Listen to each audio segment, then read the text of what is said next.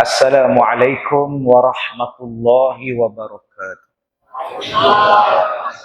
Bismillahirrahmanirrahim. Alhamdulillahilladzi khalaqas samawati wal ardh wa ja'alaz zulumati wan nur.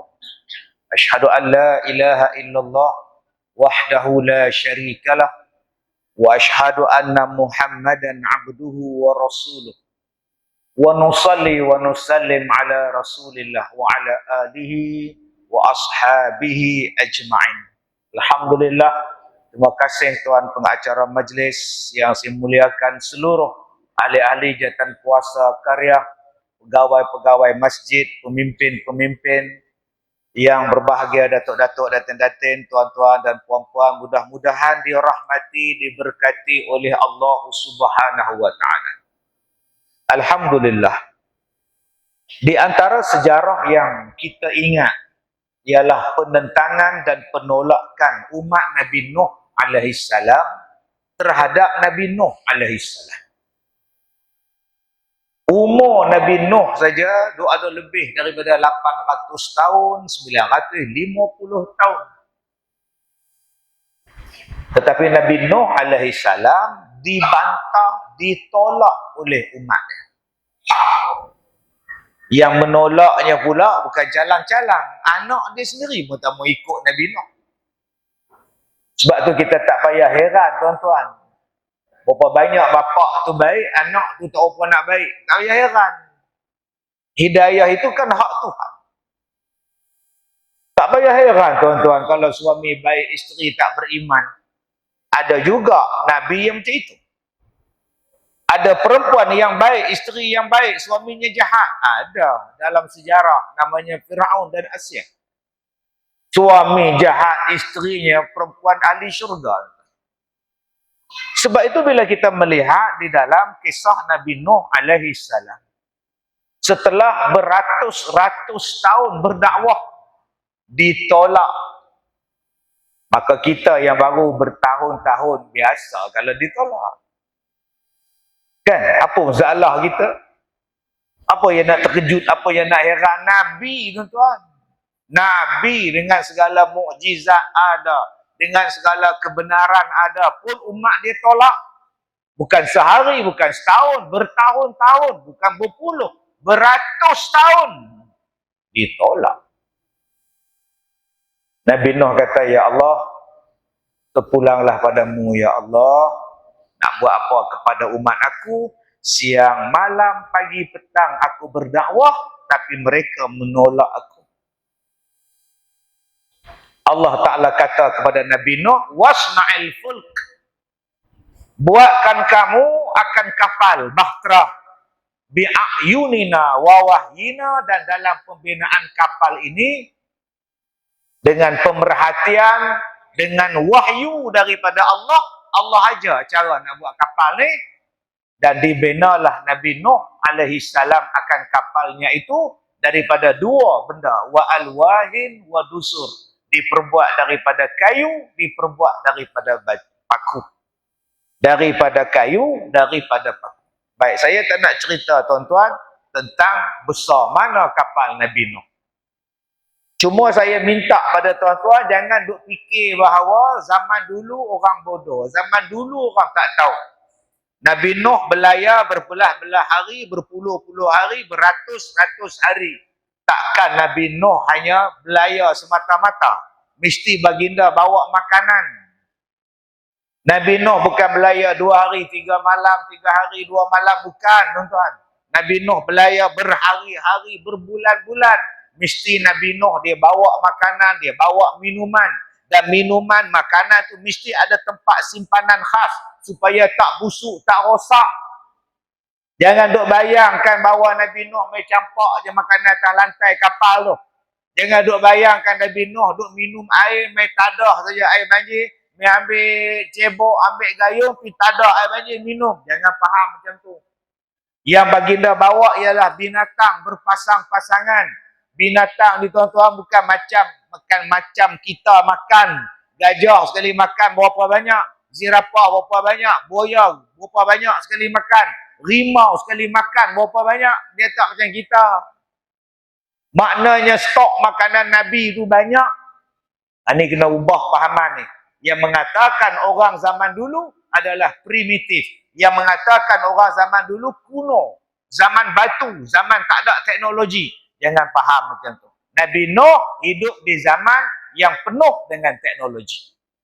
Kalau tidak masakan dia boleh tahu belayar. Kalau tidak masakan dia boleh tahu di mana tempat nak mendarat dan sebagainya.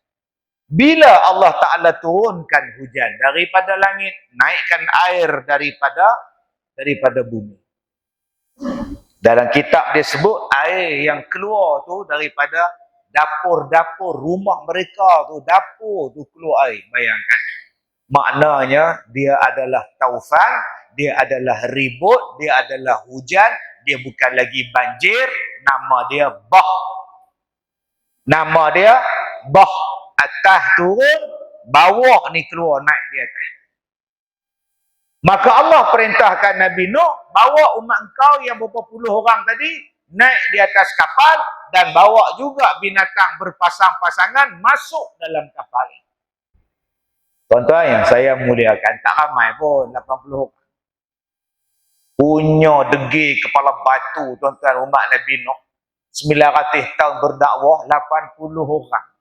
2 kali pelajar tahfiz kita. Pelajar tahfiz kita tu 40 orang. 2 kali dia orang, tuan-tuan.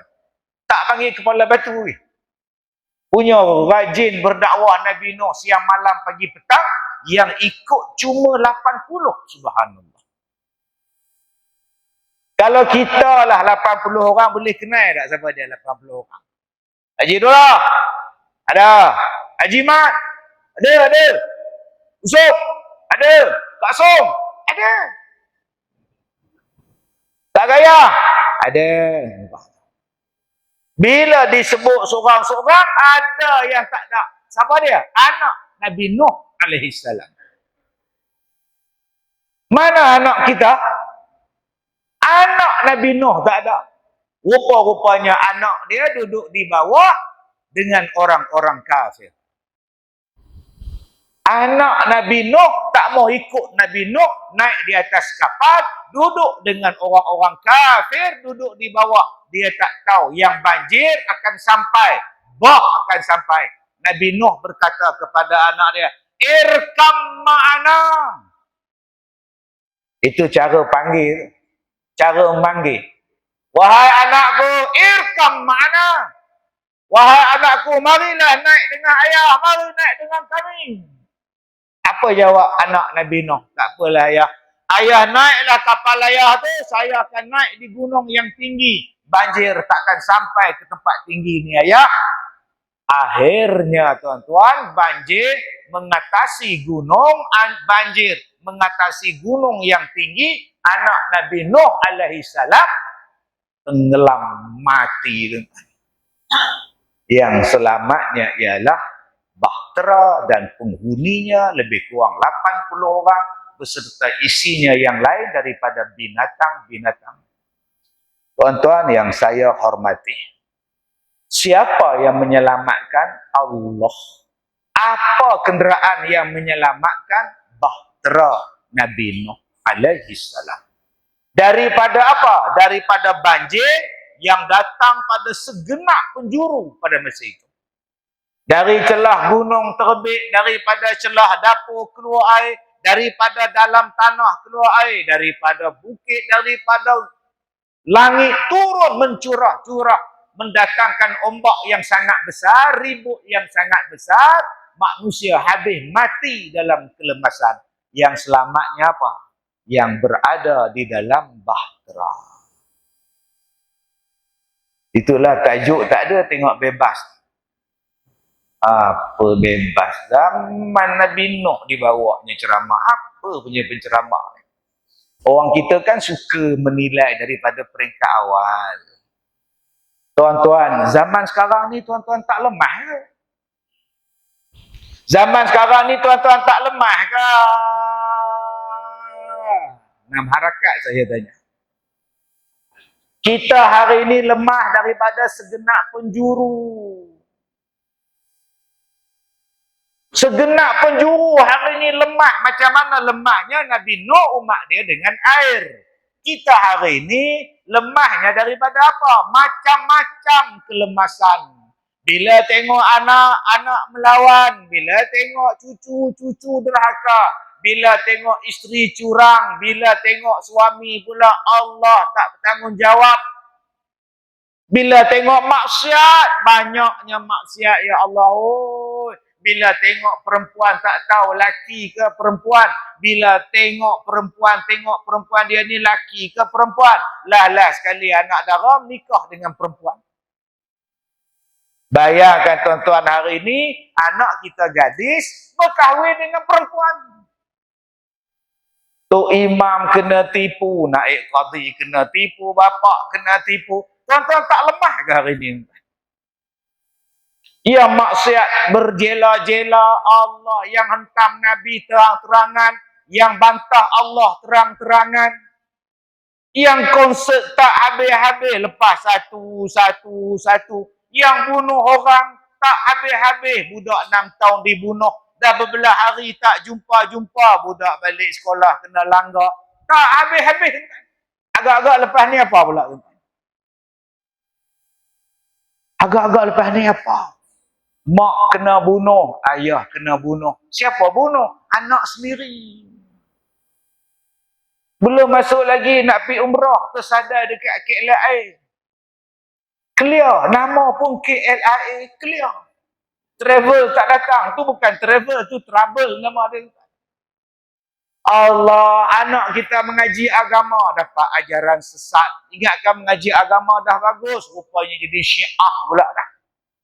Duduk dalam ni bergaduh, duduk di sana bergaduh, duduk dalam parlimen bergaduh. Tuan-tuan tak lemah. Sebelum pilihan raya bergaduh, lepas pilihan raya bergaduh, tak habis-habis bergaduh bangsa kita.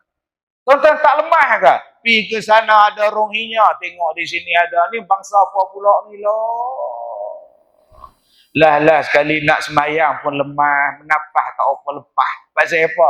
Ada benda di muka. Tak pernah faham, tak faham sudah. Kan?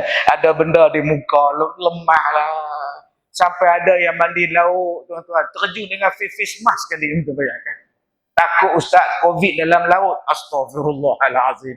Lemahnya hidup. Tak lama lagi lemah pula kita. Begitulah bandingan lemasnya umat di zaman sekarang. Harapkan orang rasuah. Harapkan dia jaga kita. Dia rasuah pula dah. Aduh. Allahu Akbar. Apa nak jadi harapkan penceramah pula. Aduh. Punah ramah pula penceramah tu pula. Allah. Hara betul dah sekarang ni tuan-tuan. Banjir merata-rata. Kita mesti ada satu benda yang menyelamatkan kita. Sekarang kita kena ada satu benda yang boleh menyelamatkan kita daripada banjir. Banjir masalah, banjir hukum, banjir macam-macam. Apa nama dia? Bahtera Masjid. Inilah dia penyelamat kita. Penyelamat di zaman sekarang ini apa? Ni masjid. Sebab tu Allah Ta'ala sebut kepada kita tentang masjid. Innama ya'muru masajidallah man amana billahi wal yaumil akhir. Sampai habis ayat.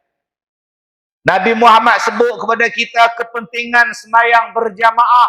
Nabi kata man shalla subha fahuwa fi zimmatillah. Siapa-siapa yang datang semayang subuh, orang itu berada di dalam pemeliharaan Allah. Masjid. Sebab itu diperkukuhkan saf sampai Allah Ta'ala turunkan satu surah namanya surah As-Saf supaya kita rapatkan saf, duduk dalam saf supaya kamu dipelihara oleh Allah. Bila duduk dalam masjid ada sembahyang berjamaah, kerana sembahyang berjamaah inilah satu bentuk memohon pertolongan kepada Allah. Wasta'inu bis-sabri was-salah, kata Allah. Mintalah tolong kamu dengan Allah dengan cara sembahyang, dengan jalan sabar. Tuan-tuan, inilah dia bahtera penyelamat di akhir zaman. Nama dia masjid. Tapi berapa ramai di kalangan kita yang merasa selamat dan diselamatkan dengan masjid. Tuan-tuan jangan pula pergi duduk bina kapal pula atas bukit Cina pula. Segala bukit aku nak bina kapal. Nabi Nuh menyelamatkan umatnya dengan kapal. Sudah. Tuan-tuan pergi duduk tepi laut buat kapal. Kenapa ni? Nak menyelamatkan diri. Tak, tuan-tuan. Setiap satu masa, setiap satu zaman, ada ayat di dalam Quran menceritakan penyelamatan masing-masing. Penyelamatan yang berlaku di zaman Zulkarnain daripada Ya'juj dan Ma'juj, dibina benteng yang kukuh daripada besi, daripada tembaga, dibinanya benteng yang sangat tinggi, yang kokoh, yang sampai Ya'juj dan Ma'juj tak boleh masuk menyerang mereka. Maka zaman sekarang tuan-tuan, penyelamatan macam Zulkarnain juga kena ada. Adakah kami kena bina tembok dalam rumah kami, Ustaz? Tak, tuan-tuan. Sebab tu kita kena belajar tadabbur, mentadaburkan Al-Quran. Apa dia bahtera yang menyelamatkan umat Nabi Nuh? Apakah tembok yang menyelamatkan umat di zaman Zulkarnain daripada segala musuh-musuh ini? Tuan-tuan yang saya muliakan. Sebab itulah Allah Ta'ala memuliakan masjid dan memuliakan isi-isi masjid. Kerana tuan-tuan inilah yang membawa penyelamat pada manusia. Masjid inilah tuan-tuan yang menyelamatkan kita daripada kebanjiran masalah di luar sana. Di luar sana tuan-tuan banjir dengan masalah. Ada masalah yang melibatkan akidah. Ada masalah yang melibatkan akidah. Bila kita tanya, kenapa awak jadi etis? Kenapa awak jadi murtad? Kenapa awak tak percaya pada Tuhan? Dia jawab, bukan saya yang salah. Siapa yang salah? Tuhan yang salah. Kenapa pula awak jadi etis, awak kata Tuhan pula salah? Sebab saya tidak pernah tengok Allah. Saya tak pernah nampak Allah. Dan Allah tidak pernah memunculkan diri dia. Kalaulah Allah munculkan diri dia, saya takkan etis. Sebab saya nampak Allah di situ. Sekarang bila saya tanya dekat Ustaz, di mana Allah? Ustaz tak boleh bagi jawapan. Saya tanya pada Tok Guru, di manakah Allah? Allah, Tok Guru tak boleh bagi jawapan. Sekarang saya nak tengok di mana Tuhan, tak ada siapa boleh tunjuk. Padanlah pun dengan Tuhan pun tak pernah muncul. Bila saya tak percaya Tuhan, awak kata saya salah. Tuhan yang salah. Itu dia tuan-tuan, akidah hari ni. Abang-abang kalau ada orang macam itu cakap pada abang, abang nak kata apa? Betul ke? Kalau dah ada tu tunjuk je lah abang nyorok. Sudah. Dengan abang pun jadi etis sekali. Ni, dia mari kebanjiran merosakkan pemikiran akidah. Dia mari pula pemikiran merosakkan Nabi Muhammad sallallahu alaihi wasallam. Dan dia mari serang ni tuan-tuan, dia mari serang melalui kita semua. Masing-masing ada handphone masing-masing. Masing-masing ada rancangan dia dalam yang dia boleh tengok. Dia boleh tengok dalam YouTube, dia boleh tengok di situ, dia boleh tengok di sini. Ada dia masukkan fahaman. Nabi Musa ketika membelah lautan, ada saksinya. Firaun menyaksikan laut terbelah. Faqulna drib bi'asakal bahr. Dia baca ayat Quran. Dipukulnya lautan, terbelah lautan. Firaun nampak, Bani Israel nampak, tentera pun nampak. Nabi Musa membelah laut, orang nampak. Nabi Ibrahim hangusnya tidak, walau dibakar, orang nampak. Nabi Isa menghidupkan orang mati, manusia nampak. Soalnya, Nabi Muhammad naik ke langit, siapa nampak? Siapa yang menjadi saksi Nabi Muhammad membuat pelancaran roket naik ke langit? Tidak ada siapa, bukan? Kalau Muhammad berbohong, bagaimana? Kalau Muhammad tidak pergi, macam mana? Berfikirlah tuan-tuan secara rasional. Mungkin Muhammad telah membohongi kita. Oh, sudah. Yang bercakap itu Pak Kiai. Yang mendengarnya anak-anak murid. Ya tak, ya juga. Dia membawa kepahaman Nabi Muhammad itu tak betul. Banjir hari ini tuan-tuan. Banjir dengan pemikiran Nabi Muhammad tu tak betul. Nabi Muhammad kata rapatkan saf, rapatkan saf, samakan tumit kamu, samakan bahu kamu, rapatkan saf supaya tidak menyelinap syaitan di tengah-tengah saf kamu. Hari ini berapa banyak yang bercakap, renggangkan ya, jauhkan ya, jauh ya, jauh ya, penyakit ya. Takkan sunnah Nabi membawa penyakit. Jangan salam ya, jangan salam penyakit ya. Takkan bersalam itu membawa penyakit. Ia kan diajar oleh Nabi. Subhanallah. Nabi Muhammad kata ubat kepada penyakitnya ialah habbatus sauda. Tidak. Habbatus sauda tidak mampu menyembuh. Nabi cakap. Kalau Nabi bercakap itu benar. Dia adalah siddiq. Kalau kau tak percaya pada dia, kabarkan kepada kami perkataan siapakah yang lebih benar daripada Nabi Muhammad sallallahu alaihi wasallam. Hari ini tuan-tuan, disebut nama Allah, tidak ada lagi perasaan Allah. Tidak ada pahala sebut nama Allah. Tidak ada pahala hari ini kalau sebut nama Allah. Ada orang mengajar, jangan ada zikir Allah. Tak ada. Habis itu kan ayat dalam Quran kan banyak. Orang yang apabila disebut nama Allah, gementar hatinya. Kan ada ayat dalam Quran tu, orang yang beriman tu siapa? Bila disebutkan nama Allah kepada dia, menggemetar hati dia. Allahu Akbar. Getar hati dia. Sekarang kita sebut Allah. Jangan sebut. Tidak ada faedah. La ilaha illallah. Habis itu di mana nak letak ayat Quran? Di mana nak baca ayat Quran yang mengatakan bila disebut nama Allah kepada dia, gementar hatinya. Hari ini ada orang yang disebut nama Allah. Tidak ada faedah sebut nama Allah. Habis itu yang faedahnya sebut nama siapa? Kazim. Ini masalah ini parah nih tuan-tuan. Parah nih tuan-tuan. Itu banjir ketidakpercayaan kepada Allah. Dia bawa lah. Dia salahkan Tuhan. Saya tidak pernah minta supaya saya dilahirkan. Sekarang saya dijadikan oleh Allah atas muka bumi. Siapa suruh jadikan saya? Tuan-tuan, yang saya cakap ni adalah orang yang mai berdebat dengan saya, yang mai bercakap dengan saya, yang dengan terang-terang berani tuan-tuan. Yang saya cakap ni bukan saya buat-buat. Saya tak pernah minta dijadikan, saya tidak pernah minta dijadikan Allah, kemudian Allah menjadikan saya, kemudian kalau saya tak ikut cakap Allah, saya masuk neraka. Apa ni? Kenapa nak buatkan saya? Kemudian bila saya ingkar masuk neraka. Kalau tak buat saya tak masuk neraka. Tuan-tuan, saya kalau John Cena, begini saya buat kat dia tuan-tuan. Aku smackdown kau kan.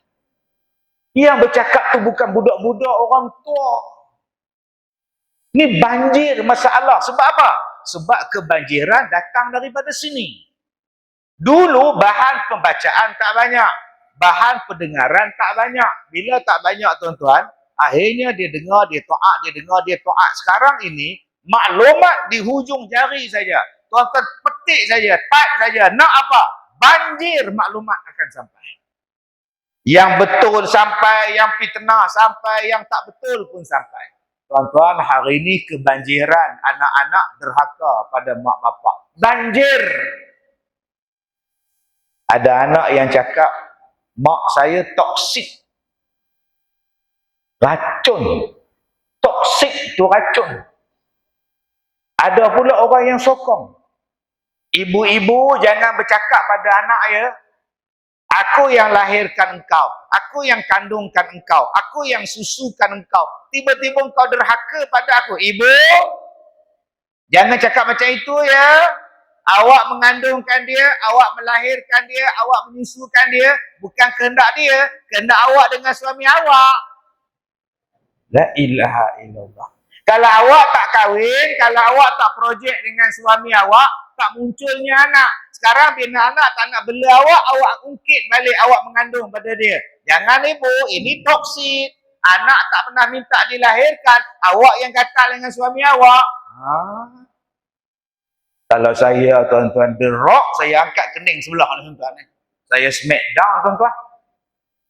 Dia boleh cakap, anak tidak pernah minta dilahirkan. Dia dilahirkan hasil usaha sama bapa dengan mak dia. Kalau bapa dan mak dia tak bekerja sama, tak jadi dia. Ni zaman sekarang, tuan-tuan. Punya ramai penyokong. Anak disokong oleh orang ramai supaya bantah mak dia. Lawan bapa dia. Ni banjir masalah sekarang. Tuan-tuan, belum lagi banjir masalah atas nama hak saya. Hak saya. Memang saya dilahirkan sebagai seorang lelaki. Tapi you all tak faham perasaan saya. Saya sebenarnya perempuan yang berada di dalam tubuh lelaki.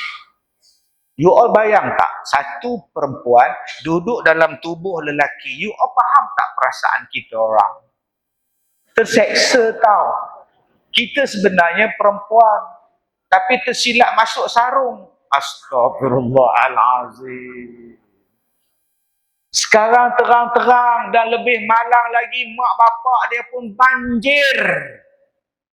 Mak tak larang, bapak tak larang, mak bapak sokong anak dia jadi pondan. Kamu orang jangan kutuk anak saya. Kamu orang bukan melahirkan dia. Saya tahu. Dia tetap anak saya walaupun dia pondan. Bang, akak, Nabi melaknat perempuan menyerupai lelaki, lelaki menyerupai perempuan. Alah taklah dia ni anak saya. Astagfirullahalazim. Hari ni tuan-tuan terang-terang. Sebab tu baru ni kawan saya meninggal. Dia ni dulu pondan. Kemudian dia berubah. Dia jadi lelaki balik. Dan dia berusaha menarik kawan-kawan dia balik pada jalan yang Allah Ta'ala redha. Mati dah 2 minggu lepas. Allahu Akbar. Dia ni semangat kuat, tuan-tuan. Dia takut, ustaz, saya takut, ustaz, saya takut. Tak apalah, kalau takut kita buat kerja. Saya bantu. Apa yang awak nak minta tolong, saya tolong. Apa program awak nak buat, beritahu saya. Oh, Masya Allah, tuan-tuan. Ni cikgu ni hak mati ni. Dia balik jadi normal, jadi lelaki balik tarik. Punya banyak halangan untuk dia, tuan-tuan. Halangan ugutan, orang marah pada dia. Halangan orang nak pukul dia. Sebab nak tarik balik orang. Laki-laki, orang laki-laki yang nak jadi perempuan ni nak tarik balik. Lah saya program dengan dia, tuan-tuan. Satu program, saya suruh dia orang buat korban lembu. Saya bagi seekor lembu, hampa korbankan lembu tu. Orang lain dah habis balik dah, dia orang tak habis. Punya lembu lah, dia potong lembu ni. Macam mana? Ya Allah. Dan kau bawa pisau potong bawang, mana nak selesai ipin? Oh, kau bawa lah golok, cepatlah sikit. Kita tak tahu.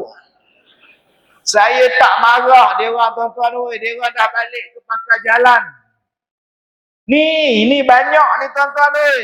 Siang lain, malam lain, tuan-tuan. Malam Azizah, siang Aziz. Ini parah ni, tuan-tuan.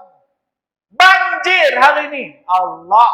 Dan banjir hari ni orang terang-terang melakukan maksiat. Semalam ke saya sebut, tuan-tuan, benda yang saya pening kepala memikirkan masalah. Saya nak marah pun ada, saya benci pun ada. Ya Allah. Kalau tuan-tuan dengar ni, tuan-tuan pun nak termuntah. Dia isteri orang, ada suami. Habis tu, dia berkenalan dengan suami orang. Dia berkenalan dengan suami orang, dia berzina dengan suami orang tu. Bila suami dia tahu, suami ceraikan dia. Yang isteri kawan tu pula pun minta cerai juga. Yang isteri kawan tu berzina pula dengan bekas suami dia. Oh, sudah. Ni bukan 69 ni, tuan-tuan. Bila dia kahwin dengan suami yang dia berzina ni, dia berzina pula dengan bekas suami dia. La ilaha illallah. Bila suami baru dia tahu suami ni cerai pula, balik nikah balik dengan bekas suami dia yang pertama, yang pertama tadi. Bila dah kahwin balik dengan suami yang pertama, berzina balik dengan bekas suami kedua. Ha, ni pasal apa? Sebab tu saya kata tadi, saya nak termuntah dengar ni. Kena ada dah tuan-tuan, undang-undang ngorat isteri orang ni kena ada balik. Jangan main-main zaman sekarang tuan-tuan. Ni banjir masalah ni, masalah zina. Banjir. Allah, banjir lagi dengan masalah penderaan. Dia janda, ada bapa tiri. Dia ada anak dara 17 tahun. Dia pakat dengan suami dia yang baru rogol anak dia yang kandung. Pakat tuan-tuan. Dia bercinta dengan satu laki-laki dan dia ada anak kandung. Suami dia mati. Bercinta dengan boyfriend baru. Dia pakat dengan boyfriend baru dia. Rogol anak dia tuan-tuan. Tanpa ada belas kasihan terhadap daging, darah daging dia sendiri. Ni banjir ni tuan-tuan. Kalau zaman Nabi Nuh, banjir air. Sekarang zaman kita, banjir yang menenggelamkan akidah. Banjir yang menenggelamkan fiqh. Banjir yang menenggelamkan agama kita, akhlak kita. Di manakah yang boleh menyelamatkan kita? Inilah tempat dia, masjid. Kenapa rusak di masjid? Kerana di masjid ini yang pertamanya ada pengabdian setiap waktu dengan Allah. Kita tak pernah putus dengan Allah. Ribut pun untuk imam sampai, taufan pun untuk Bilal sampai. Tetap ada orang bersembahyang dalam masjid kita. Ni tempat barakah, ni tempat rahmat. Cuba tuan-tuan tengok, pagi-pagi waktu orang lain tidur, sunyi jalan. Pukul 5.30 sunyi jalan raya. Yang akan berjalan di jalan raya 5.30 pagi, 5.45 pagi, pukul 5.50 pagi ialah orang masjid. Mereka yang berjalan naik motor, naik kereta, berlampu datang masjid. Orang lain tidur. Orang macam ni Allah tak sayang. Dan bayangkan kita termasuk dalam golongan itu. Allahu Akbar. Orang lain pagi-pagi ke malam-malam kunci pintu rumah. Kita pula buka pintu masjid. Orang lain malam-malam pagi-pagi tutup lampu di rumah. Kita pula buka lampu masjid untuk nak panggil orang. Orang lain sedap tidur tuan-tuan. Tok Bilal buka. Allahu Akbar, Allahu Akbar. Orang lain makin tarik selimut. Kita pula pergi ambil wuduk. Kita pula pergi ambil air semayang sunat. Allahu Akbar. Subhanallah. Ini tempat yang barakah tuan-tuan. Kerana apa? Kerana ada di dalamnya itu orang-orang yang solat. Kerana adanya dalam masjid itu orang yang Allah iktiraf. Innama ya'muru masajidallah man amana billahi. Orang yang memakmurkan masjid ialah orang yang beriman kepada Allah. Wa aqamas salah, yang mendirikan salat. Wa ataz zakah, yang membayar zakat. Walam yakhsha illallah, dan mereka tidak takut, melainkan mereka hanya takut pada Allah saja. Kalau ada benda lain yang kita lebih takut pada Allah, belum dipanggil sebagai orang beriman. Wa idza tuliyat alaihim ayatuhu zadathum imana, kata Allah. Orang yang beriman itu apabila dibacakan ayat-ayat Allah, bertambah iman mereka. Mereka tidak takut melainkan hanya kepada Allah. Soalan dia sekarang, kita yang datang masjid ni takut pada siapa? Tuan-tuan dengar ada orang batuk. Lari you. Yang duduk sebelah dia, bla batuk lah pula. Sudah. Oh. Asyum. Orang sebelah dia. Belah. Bersin belah. Bersin pun takut sekarang. Batuk pun takut.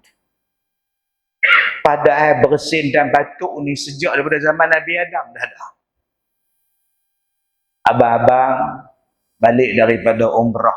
Biasalah celak pakai kepiah putih, ketayak pakai, jubah beli kat Madinah pakai. Tok Imam tengok, Tok Syekh kita tengok. Imam berkat tanah haram, tanah suci. Berkat beralik umrah Oh, sudah. Sembayang zuhur tak apa. Ni maghrib ni, aizimin. Maghrib ada suara ni, aizimin. Abang-abang, kalau tak nak jadi imam, senang je. Buat-buat batuk. Kenapa Covid, lari. Dengan Tok Imam berlari. Tok Imam, Tok Siak, Tok Lebay semua lari. Tinggal dia seorang. Allah kata takut hanya pada Allah. Kenapa yang begitu hebat masjid ni tuan-tuan? Tadi saya sebut kerana ada orang yang berzikir di dalam dia. Kerana ada orang yang membaca Quran di dalam dia. Kerana ada orang yang i'tikaf di dalam dia. Dalam masjid mana ada orang buka aurat? Berkatnya tuan-tuan. Dalam masjid mana ada orang yang berhadas besar?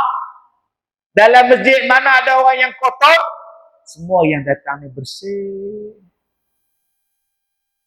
Saya baru balik daripada tempat tanah suci ni. Saya duduk satu tempat. Saya tengok ada 8 orang Mak Saleh. Saya tengok dia ni Islam ke tidak ni. Mak Saleh, pelancong Mak Saleh. Yang tuan-tuan duk tengok di Melaka tu. Kita boleh kenal kan.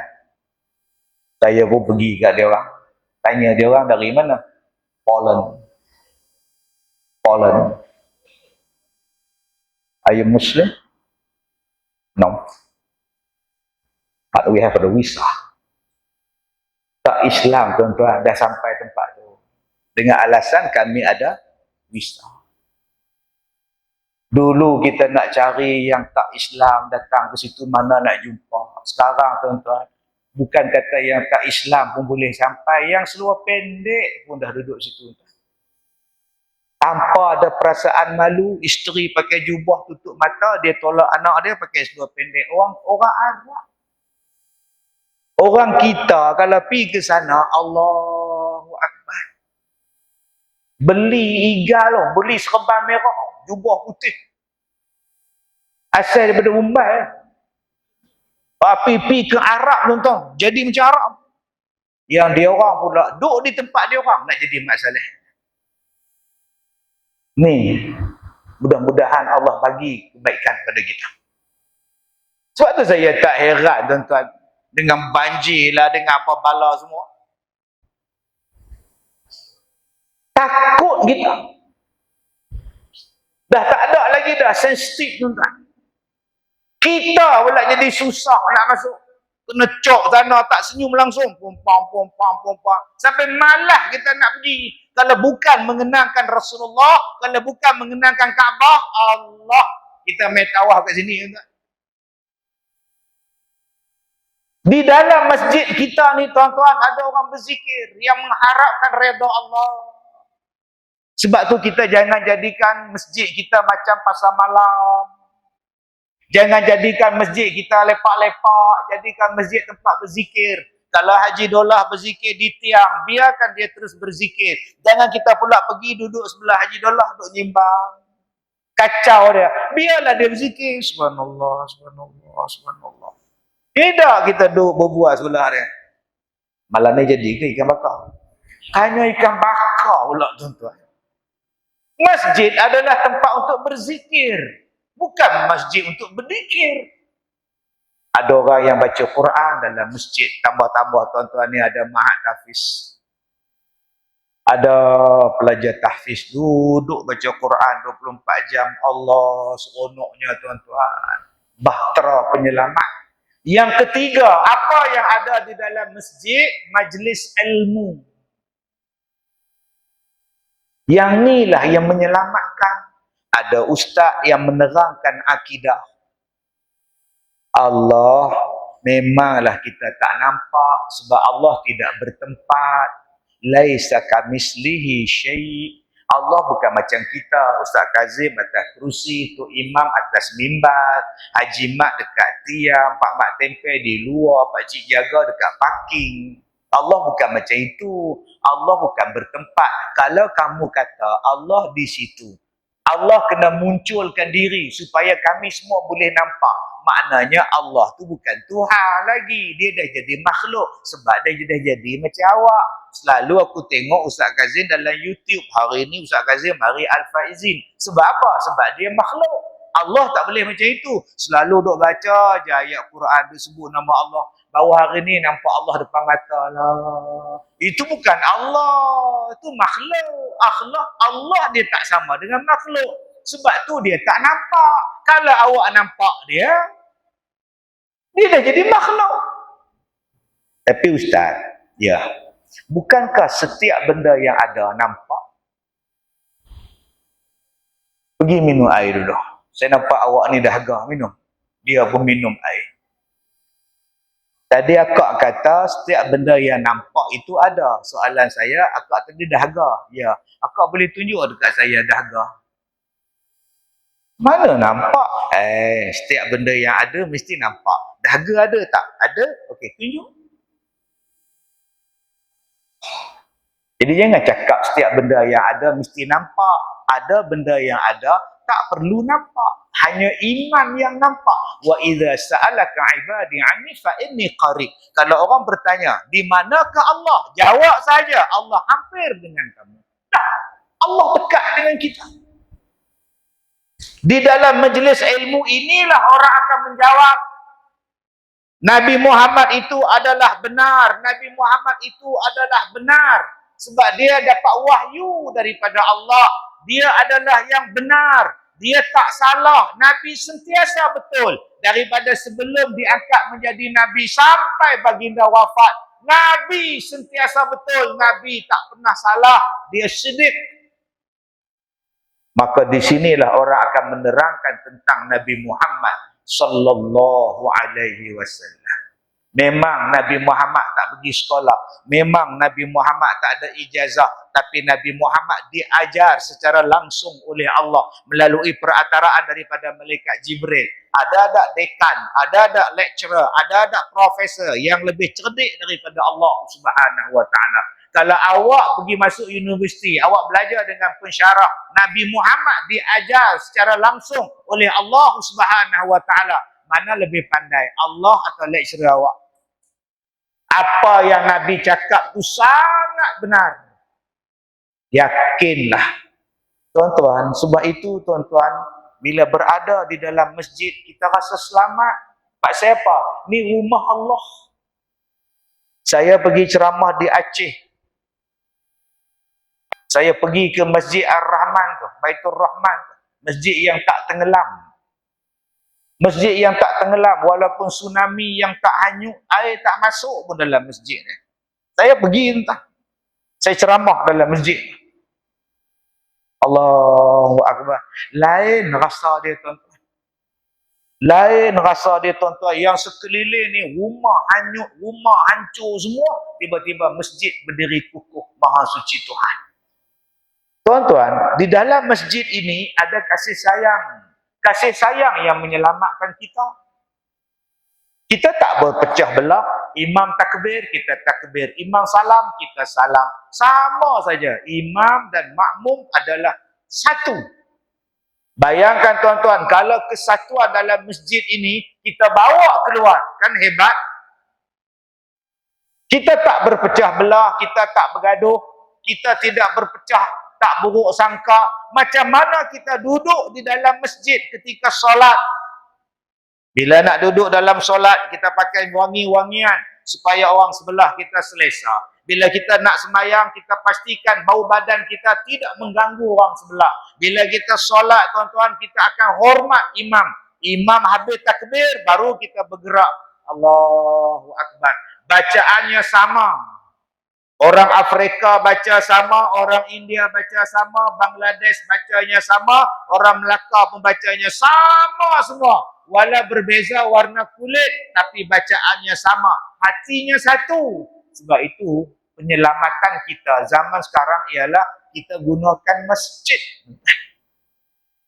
Tapi, kena ingat tuan-tuan, bila musuh-musuh Islam mengetahui bahawa tempat yang menyelamatkan umat Islam adalah masjid, maka masjid itulah yang akan dirosakkan terlebih dahulu.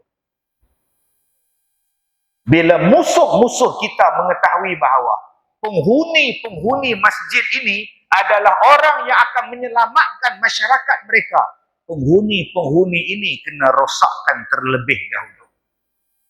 Inilah dia yang Allah Ta'ala sebut dalam Quran, walan tarda ankal yahud walan nasara hatta tattabi'a millatahum. Mereka tak akan suka dengan kita sehinggalah kita mengikut jejak langkah mereka. Yang ni yang Nabi sebut dalam hadis, la tattabi'un nasananal ladzina min qablikum shibran bi shibrin wa zira'an bi zira'in hatta law dakhalu fi juhri dabbin lattaba'tumuhum, kata Rasulullah. Kamu akan mengikut jejak langkah mereka sejengkai demi sejengkai, sehasta demi sehasta, sehinggalah kalau mereka masuk dalam lubang biawak, kamu ikut mereka. Di mana tempat yang mereka akan rosakkan? Ni dia tempat yang kita berada sekarang. Tuan-tuan ingat, musuh-musuh kita suka lah kita datang ramai-ramai. Mau parking sampai ke jalan. Yang mana tak ada parking balik, trust. Ada juga tuan-tuan. Tak ada, parking tak ada. Abang dah kata jangan datang, kamu nak datang, tengok mana ada parking. Allah, dia singgah makan tom yum kat depan tuan-tuan. Oh, tom yum ada pula parking tak? Tadi pagi saya ceramah di Masjid Muaz bin Jabal di Setiawangsa. Semalam saya di Sungai Siput, Lubuk Cina.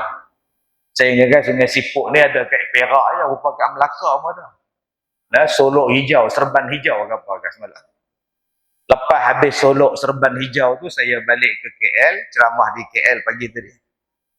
Kemudian saya datang pula dengan tuan-tuan malam ni di sini. Pagi besok, saya nak terbang pula pergi Indonesia pula. Okay.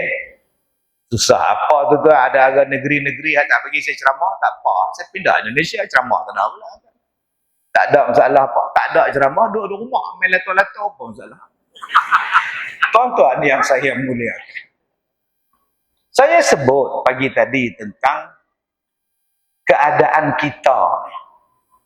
Ya, keadaan kita, masyarakat kita.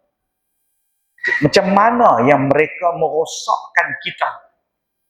Mereka bukannya tuan-tuan nak menjahanamkan kita ni sikit-sikit. Sehalus-halus jarum mereka akan rosakkan kita. Macam mana iblis merosakkan kita. Sehalus-halus jarum. Bisikan-bisikan iblis yang merosakkan kita.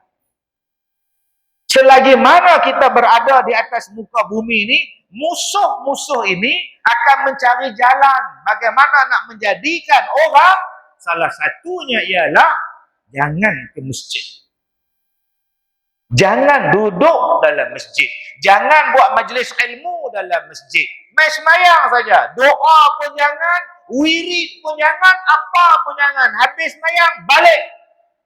Oh, ni dia jadi.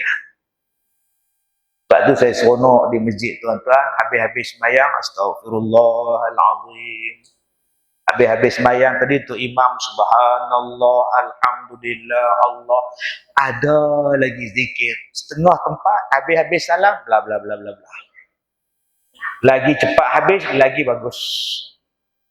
Kita masih lagi duduk, subhanallah, subhanallah. Cuma mata je dia, subhanallah, subhanallah, subhanallah.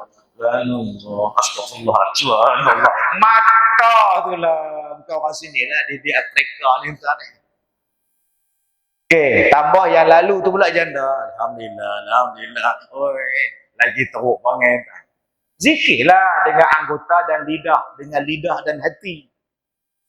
Sebab tu kita berzikir dengan jari kita, anggota. Zikir pula dengan lidah. Subhanallah. Dimasukkan dalam hati. Subhanallah, subhanallah, subhanallah. Itu nama dia zikir yang sampai dalam hati kita. Ada zikir yang tak sampai hati pun tak apa. La ilaha illallah, la ilaha, tak apa. Sebut saja. Mudah-mudahan kalimah yang terakhir itu adalah kalimah la ilaha illallah sebelum kita mati. Yang tu tak apa, sebut biasa. La ilaha illallah. Astaghfirullahaladzim. La ilaha illallah. Kan bagus. Tengah bawa kereta, la ilaha illallah. Brek mengejut, kereta langgar dari belakang, kita kena sakit jantung, mati. Bila orang tanya anak dia, ayah kamu macam mana? Ayah brek mengejut, ada kereta depan brek, kereta belakang hentam kereta kita orang. Lepas tu ayah pegang dada dia, ayah pun tak ada. Ayah kamu sempat tak mengucap? Memang pun tiap-tiap hari dia sebut la ilaha illallah. La ilaha illallah, pun mati. Kan bagus. Ini yang banyaknya bodoh. Oi bodoh pun. Kalimah terakhir dia bodoh. Eloklah tuan-tuan. Tukarkanlah dengan kalimah la ilaha illallah. Tuan-tuan yang saya muliakan. Maka musuh-musuh Islam ini akan mencari jalan macam mana nak menjadikan masjid kita ni kosong. Jadi apa yang mereka buat? Nabi sebut di dalam hadis, la taqum as-sa'ah hatta yatabahan nas fil masajid. Nombor 1 kata Rasulullah. Tidaklah berlaku kiamat melainkan orang berbangga-bangga dengan masjid. Ini nombor 1. Mereka akan buat masjid itu macam mereka punya. Bukan Allah punya, bukan umat Islam punya. Mereka menganggap masjid ni kami yang punya, bukan sama-sama kita punya. Maka datanglah peraturan dan undang-undang yang menjadikan orang tak suka ke masjid. Dia jadilah peraturan orang pindah ke tempat lain sebab tempat lain lebih senang.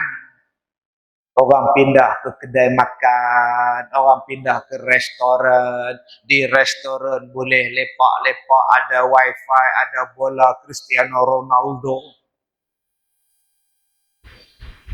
Tak ada siapa pun nak larang. Orang Siam tak larang, orang Thailand tak larang, mamak tak larang, orang Melayu tak larang. Masuk. Lai ketong, masuk. Mai masuk masjid dia tengok. Apa hal ramai budak-budak muda ni. Tak pernah datang, tiba-tiba datang ni. Tok siap, tengok-tengok tabung tu. Tak berjalan pula. Dengar pada budak-budak muda, lari balik.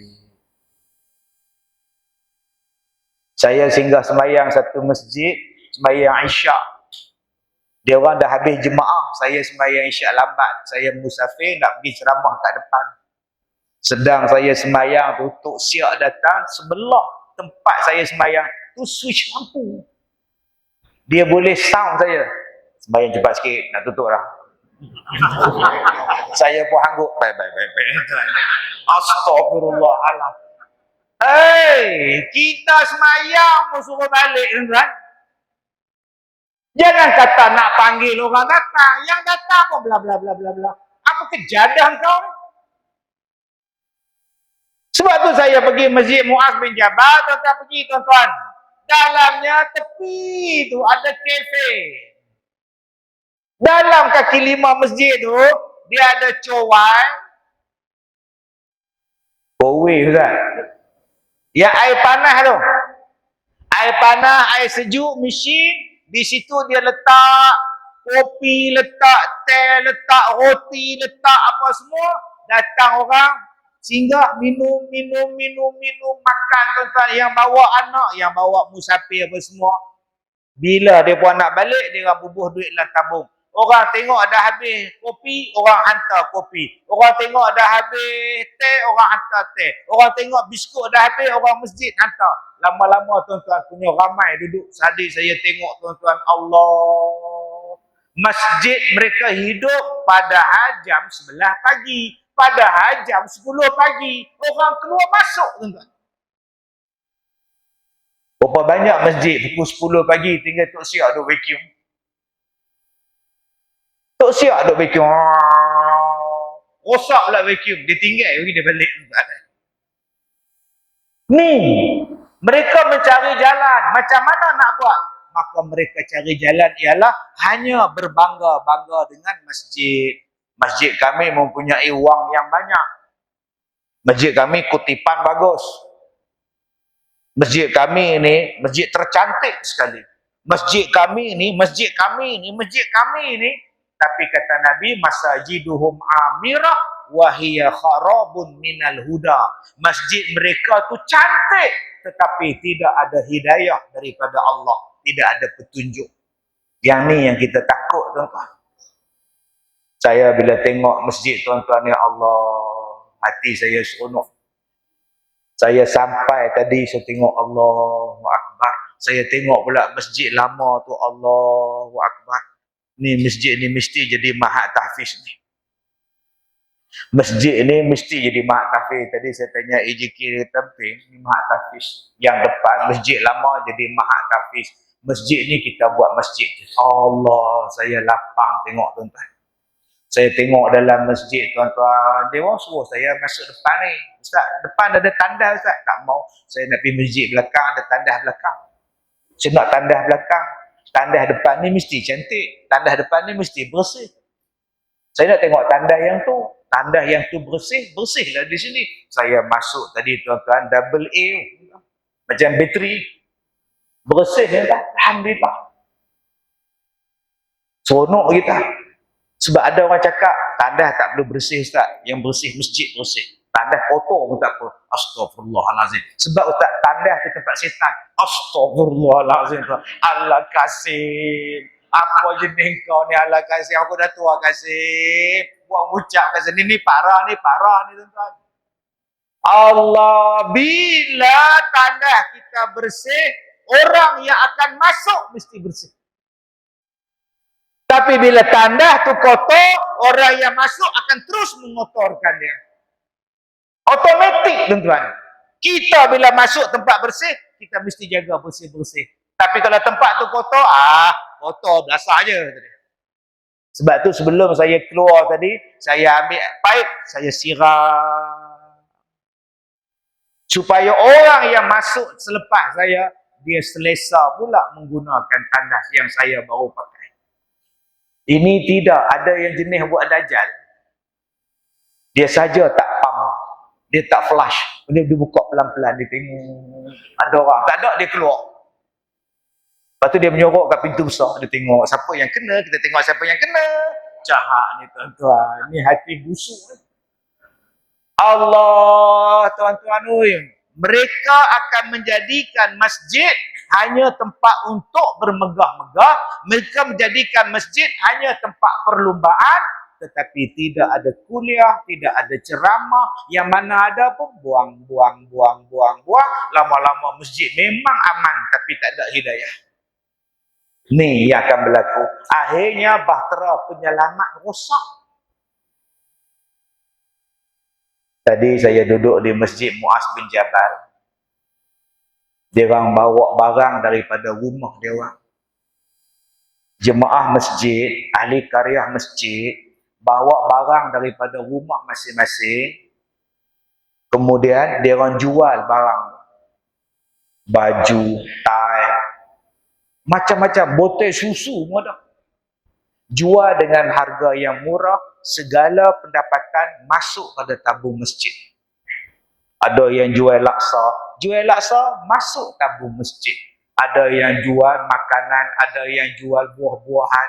Dia kata, Ustaz, yang datang hari ni semua derma pada masjid. Anak-anak karyah dapat harga yang murah, anak-anak karyah boleh menyumbangkan apa harta yang ada dalam rumah mereka. Mereka tak buang, mereka tak membazir. Baju tak pakai, seluar tak pakai, duk simpan je. Lama-lama tuan-tuan jual. RM5, RM5, RM2, RM5. Masuk tabung masjid. Masjid jadi imarah. Macam-macam program boleh buat, Ustaz. Itu masjid Muaz bin Jabal, Setiawangsa, Kuala Lumpur. Pagi tadi saya pergi, tuan-tuan. Allahu Akbar. Seronok saya tengok. Jadi apa yang boleh kita bantu masjid kita ni supaya jadi penyelamat kepada masyarakat kita? Tuan-tuan, ada apa yang boleh bantu masjid? Jangan kita tanya apa masjid boleh bantu saya. Kita dulu tanya. Apa yang boleh saya sumbang untuk masjid supaya masjid boleh bantu orang. Tuan-tuan, di luar sana ramai orang yang bertetu. Ramai tuan-tuan anak gadis yang bertetu tuan-tuan. Datang jumpa saya, belah kanan ni naga, belah kiri ni rimau. Tapi saya tak tengok. Anak dara, gadis. Saya tanya buat di mana tetu ni? Buat di Petaling Jaya. Kedai Cahaya Nualik. Bayangkan tuan-tuan, dia selak baju dia. Cahaya Nualik duk lukis gambar rimau, gambar naga. Ustaz nak tengok tak? Oh, no. Saya bukan kuat iman. Tak payah. So, isteri saya tengok dah. Tiap-tiap malam duk mimpi rimau, tiap-tiap malam duk mimpi naga, dia jadi susah hati. Rupa-rupanya ada tetu kat belakang. Ustaz tolong buang. Saya kata boleh, ambil iron. Ambil striker. Saya tak pandai. Kena pandai tempatnya, orangnya dan bukan sekali. Tuan-tuan, bayangkan kalau masjid kita menjadi tempat menyelamatkan orang bertetu. Di belakang sana ada satu rumah untuk membuang tetu. Kita panggil pakar tetu, buang di sini. Anda ada masalah tetu, datang ke Masjid Al-Faizin. Kami membantu anda membuang tetu. Jangan pula kami membantu anda memasang tetu di badan. Harga promosi kepala otak kau. Oi, tuan-tuan.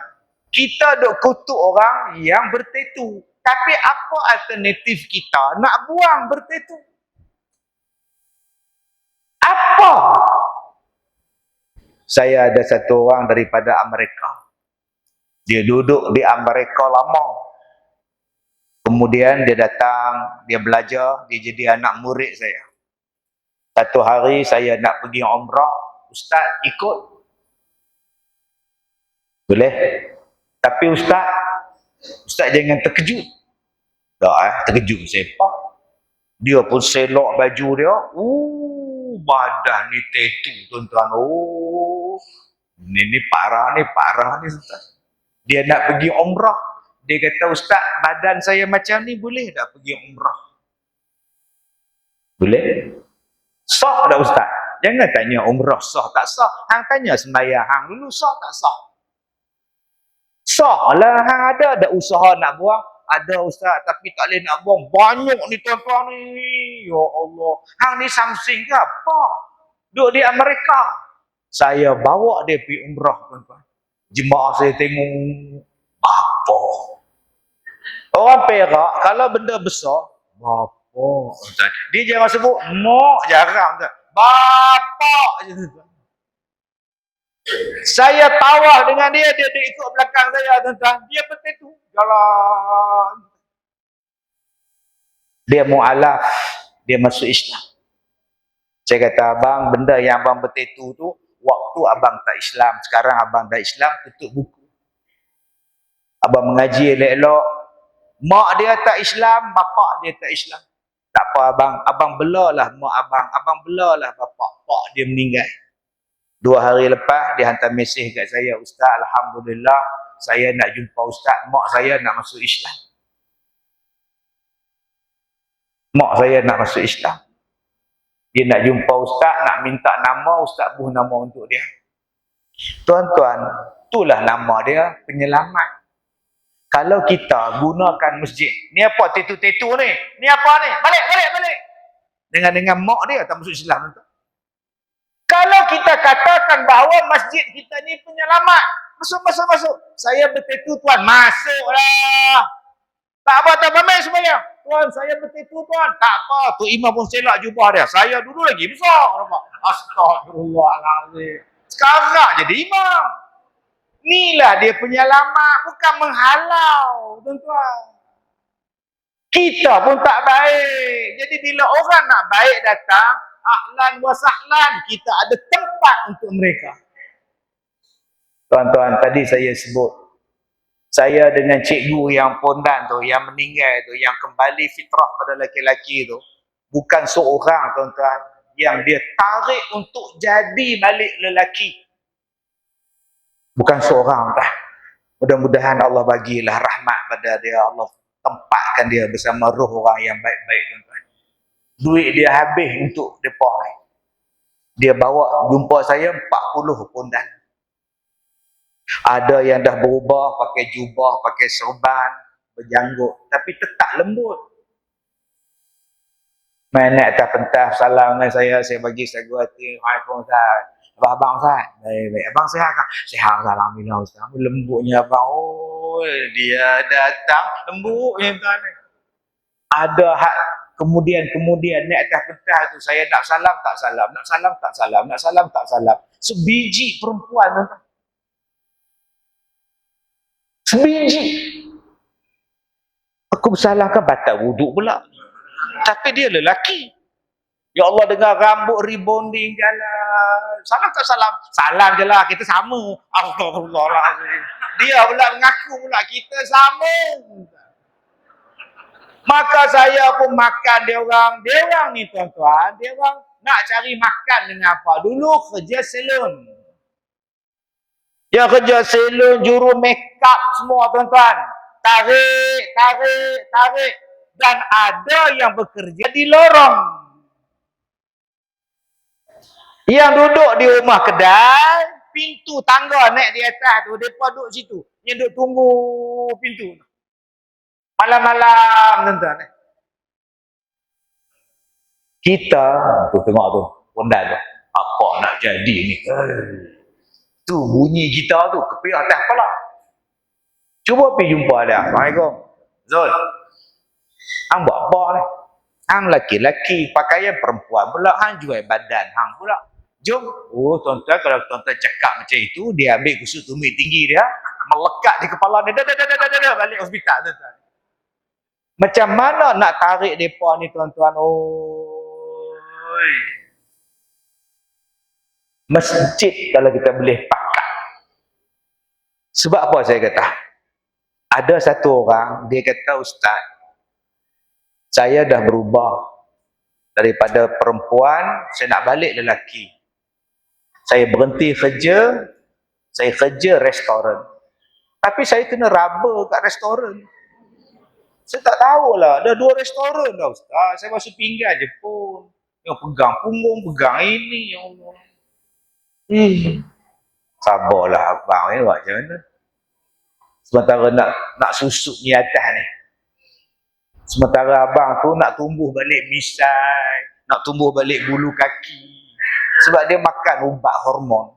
Hormon tu meluruhkan misai, janggut dia, bulu-bulu kaki ni. Nanti abang dah buang hormon tu, dia turun balik, tak apalah kot. Sekarang memang gini basuh pinggan. Tak tukang masak duk tengok. Pun masalah juga ni parah. Yang saya lagi parah, ada yang datang masjid, kena apa? Siapa apa? Ni untuk lepas tak? Astagfirullahalazim. Dia pada usik-usik tu. Dan ni abang datang masjid, abang pakai serban, letak atas dada macam tu. Memanglah abang pakai jubah, memang begitulah. Allahu Akbar. Berhenti tengok takbir ni. Dia abang letak ni. Tuan-tuan, ada tak yang balik tempat lama balik? Ada. Sebab tak ada duit. Bila dah tak ada duit, dia balik kerjaan lama dia. Apa yang kita boleh bantu mereka ni? Yang banyak berlaku ialah kita kutuk, kita maki, kita pulau, kita usik dia orang.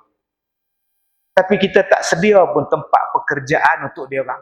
Mai, hang panggil beberapa ramai pengkawan kamu, mari kerja di kilang bihun pak cik ni. Mai kerja di kilang mi pak cik ni. Mai duduk di sini pak cik pergi kerja ke apa. Apa jangan duk buat dah kerja di lorong tu. Yang ni yang tak ada pada kita tuan-tuan. Kita banyak menyalahkan mereka, banyak benci pada mereka. Tapi apa yang kita buat sebagai kita ni, orang yang menyelamatkan kebanjiran ni. Sebab tu kalau boleh kita ni sepakat. Saya dengar tadi dia Tan Kuasa tu nak tengok tanah-tanah di belakang tu. Elok lah pergi beli tanah belakang. Bila beli tanah belakang tu, janganlah buat pertandingan cantik masjid tercantik. Dia pokok bunga, nak buat apa? Buatkan perusahaan di belakang tu, supaya boleh menarik orang yang tak ada kerja di belakang. Tuan-tuan di sini yang ada modal yang banyak, duit yang banyak, simpanan yang banyak, pakat dengan koperasi masjid, bagi mereka buat kerja di belakang, supaya masjid menjadi penyelamat kepada orang yang susah hidup dia. Tak ada lah mereka bunuh diri. Bayangkan tuan-tuan, berapa banyak orang yang cari makan di gereja. Dia tak ada duit, dia minta tolong orang masjid halal. Kalau dia pergi memancing dekat tabung masjid, confirm kena pukul dengan helmet. Akhirnya dia minta tolong kat gereja. Malu kita, kan? Alhamdulillah, kalau kita masjid, macam masjid Muaz tadi, dia kata, Ustaz, masjid kami ada stok bekalan, kita ada orang sedekah, kita cari gelandangan, kita cari orang miskin, kita cari orang yang hidup dia terabai, kita bagi dia makan. Kita bagi dia pekerjaan, Ustaz, kita recommend dia kerja, sampailah dia keluar daripada garis kemiskinan, kita stop, kita cari orang lain pula. Tu, masjid tadi, tuan-tuan. Inilah dia, nama dia, Bahtera Penyelamat. Tapi kalau masjid yang kita buat, datang di sini bergaduh. Ustaz yang berceramah dalam dia mengajak bergaduh. Tu macam mana? Sampai nak baca kunut tak boleh, tahlil tak boleh. Apa kejadian? Akhirnya berpecah belah masyarakat. Jadikan masjid kita ini sebagai tempat untuk menyelamatkan manusia. Tuan-tuan tahu tak? Jumlah orang menikah dengan jumlah orang bercerai sama banyak sekarang ni. Jumlah orang menikah dengan jumlah perkahwinan yang dibubarkan sama banyak dah. Tak lama lagi tuan-tuan, yang bercerai lagi lama daripada yang berkahwin. Dan sepanjang saya buat sekolah saya, yang makin banyak orang datang minta saya selesaikan anak dia mengandung tanpa nikah. Saya buat sekolah ni tuan-tuan, sekolah, tapi dia bantu orang macam-macam. Alhamdulillah, Allah bagi. Anak dia 3/4 mengandung. Dia kata, Ustaz ni dah kes polis lah, apa semua Ustaz. Soalan saya, Ustaz, saya nak biarkan anak saya mengandung ataupun saya nak gugurkan dia? Ini bapa tanya pada saya. Ustaz, anak saya ni budak universiti, dia mengandung sekarang. Saya kata, saya tahu, saya nampak tu mengandung. Masalahnya, Ustaz, saya nak letakkan anak saya ni di sekolah Ustaz. Kemudian, bila dia habis beranak, Ustaz ambil anak dia, saya ambil anak saya balik. Saya tanya dekat dia, siapa dia yang mengandungkan anak kak? Ustaz tanyalah dia sendiri. Siapa kak yang mengandungkan kak, siapa? Ramai. Astaghfirullahalazim, tuan-tuan. Bila saya buka sekolah saya ni tuan-tuan, baru saya tahu banjir masalah kita ni terlalu banyak. Tapi saya rasa kapal penyelamat sekolah saya Al-Barakah tu tak bertahan lama tuan-tuan. Tak lama lagi karam tuan-tuan. Sauh tak cukup, pendayung tak kuat, makanan tak cukup, retak di sana, bocor di sini. Tak habis-habis orang kacau. Ni dia kacau pula, nak kacau cukai pula. Allah. Saya tak tahu apa nak jadi ni tuan-tuan. Okey. Kalau jadi macam-macam tuan-tuan, saya terpaksa tutuplah sekolah saya. Saya tak mau tuan-tuan. Nak ceramah pun saya tak mau. Letih tuan-tuan. Siang malam, pagi petang orang duk kacau macam ni, orang fitnah lah, orang duk kacau, saya tak tahu. Dah lah penyelamat tu tak ramai, kapal penyelamat pun tak banyak, hak selamat tu pula orang tarik nak pergi tenggelam ni. Jadi insya-Allah tuan-tuan, kalau jadi apa-apa pada sekolah saya nanti, tuan-tuan sambunglah. Macam mana nak selamatkan orang yang daripada murtad. Yang murtad tuan-tuan. Saya bela orang murtad, cuma saya tak cerita ke orang, menjaga aib dia. Ada yang saya bela tuan-tuan, orang yang lawan mak bapak. Lepas-lepas dia derhaka pada mak bapak dia, tuan-tuan, lidah dia tergelak. Tak boleh cakap. Dia duk ubat dia.